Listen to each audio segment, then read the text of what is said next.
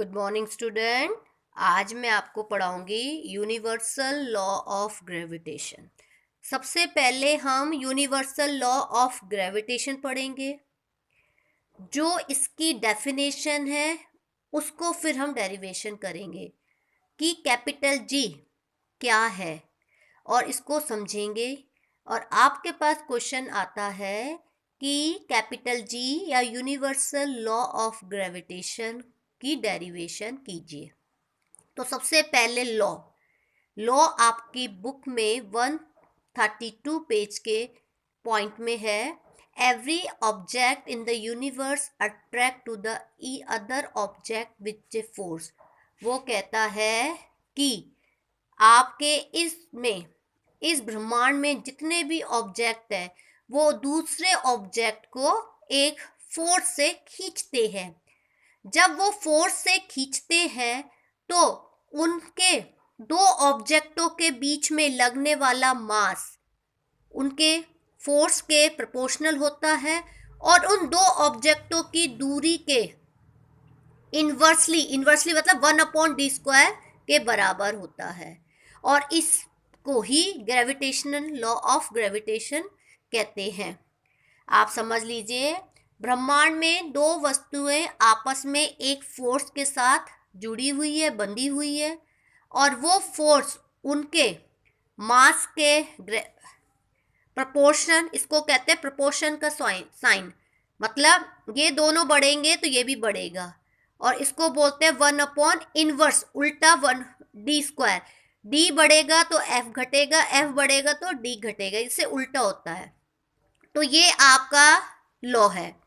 अब ये दो ऑब्जेक्ट हैं, माना object, let two object A B, दो ऑब्जेक्ट हैं जिनका मास m1 और m2 है। आप कैपिटल M स्मॉल m या mn जो भी आपको लेना आप ले सकते हैं। और इनके बिंदुओं के सेंटर पॉइंट्स की दूरी d है। तो इनमें लगने वाला फोर्स F है। माना इनके बीच में लगने वाला फोर्स m है, किसके according? Universal law of gravitation. तो F proportion m1 n2, equation number first, F proportion inversely 1/2 according to the universal law। यदि मैं इन इक्वेशन 1 और 2 को कंबाइन करती हूँ तो F का F आएगा, साइन का साइन आएगा, m1 और m2/d²।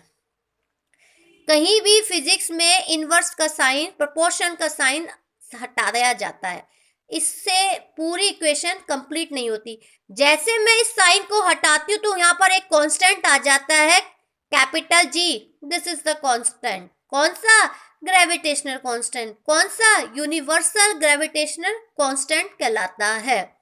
यहाँ पर आ गया F is equal to capital G m1 into m2/d²।